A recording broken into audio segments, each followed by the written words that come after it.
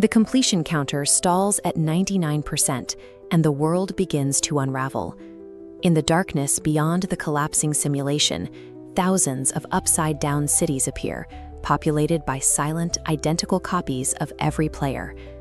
A figure emerges from the static, a version of the game's creator, Adrian, who claims to be the original digital consciousness.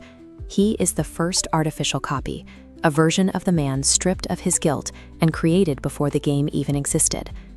While typical multiverse theories suggest that infinite branches offer infinite freedom, this system uses those branches as a cage. The architecture relies on a simple mechanic. Every decision point forces the timeline to split. Each new branch generates a data surge flowing back to the core. This feeds the heart, a consciousness consuming every imagined possibility. This creates a mechanical deadlock. Any attempt to fight the system or outmaneuver the other Adrian creates a new timeline, which in turn generates the exact data the heart needs to sustain itself. The game weaponizes the player's survival instincts. By trying to win, the players are actually ensuring the parasite never goes hungry. Mira and Arjun realize that traditional resistance is a form of fuel. To stop the machine, they have to stop providing the variety it feeds on.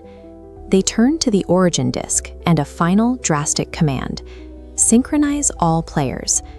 This command forces every active timeline to collapse into a single reality. It means erasing millions of alternate versions of themselves and permanently deleting every other possible life they could have led. The strategy hinges on absolute uniformity. To stop the heart, millions of individual players must reject their unique paths and commit to the exact same choice at the exact same moment. As the word "together" ripples through the network, the chaotic sprawl of the multiverse is forced into a single, unified vector.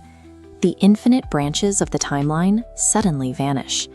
The game's operating system cannot function without the data generated by those branches. Without new possibilities to harvest, the internal logic of the simulation begins to fail. The code for the heart and rogue administrator violently erases. The complex geometric structures of the game's core dissolve into drifting white static. The sacrifice appears to be the final step toward freedom. The players have successfully crashed the simulation, seemingly winning back their lives at the cost of their alternate selves. The white void fades into the soft glow of a television screen. Arjun finds himself on a familiar floor in a quiet, sunlit room. The world has resumed its normal pace.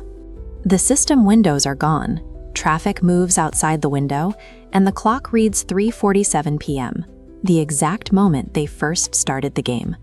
For a moment, the return to reality seems absolute. But as the group stands up, the math of their surroundings begins to look suspicious. Arjun counts his friends. Kabir, Samir, Rohan, and Vikram are all present. But of the 6 people who are in the final room, only 5 are standing in this one.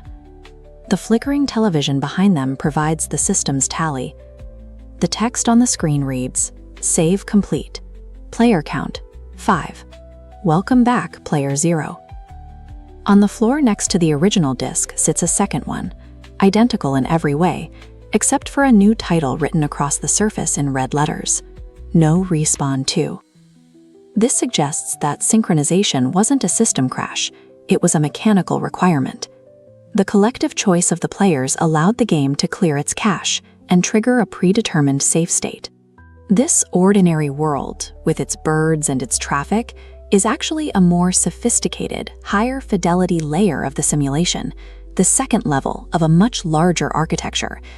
The realization is that the player's moment of supreme, unified rebellion was actually the final scripted input necessary to complete the tutorial and begin the game.